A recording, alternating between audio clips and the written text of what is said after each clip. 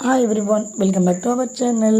இப்போல்லாம் நீளமான முடியோ கட்டையான முடியோ, ஆனால் டாண்ட்ரஃப் இல்லாத முடியாக இருக்கணும்னா எல்லாரும் ஆசைப்படுறோம். ஸோ அதுக்கான ஒரு டிப்ஸை தான் இன்றைக்கி பார்க்க போகிறோம். என்னோடய பொண்ணுக்கும் தலையில் நிறையா டாண்ட்ரஃபாக இருந்தது.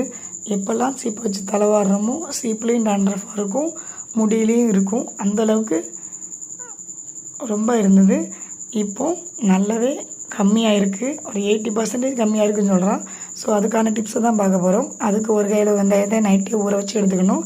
ஒரு 10-15 சின்ன வெங்காயம், கொஞ்சம் வேப்பிலை, அதுக்கப்புறமா கத்தாழை தொலியை நீக்கிட்டு மத்தியில் உள்ள அந்த ஜெல் பகுதியை மட்டும் போட்டு மிக்ஸி ஜாரில் நல்லா ஃபைன் பேஸ்ட்டாக அரைச்சிக்க வேண்டியதான். அரைக்கும் போது தண்ணிக்கு பதிலாக வெந்தயம் ஊற வச்ச தண்ணியை ஊற்றி அரைச்சிக்கணும். நல்லா ஃபைன் பேஸ்ட்டாக. அந்த பேஸ்ட் வந்து நல்லா சாஃப்டாக இருக்கும் ரெடியான பிறகு. இங்கே பாருங்கள், பேஸ்ட் ரெடி ஆகிட்டு.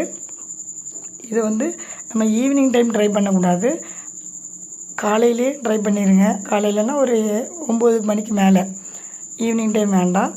அதுபோக சில பேருக்கு சைனஸ் பிரச்சனை இருக்கும், இப்போ சில பேருக்கு டக்குன்னு சளி பிடிக்கும். அவங்களாம் இதை ட்ரை பண்ணி பார்க்க வேண்டாம். ஏன்னா இதில் எல்லாமே குளிர்ச்சி போல் தான் சேர்த்துருக்கோம்.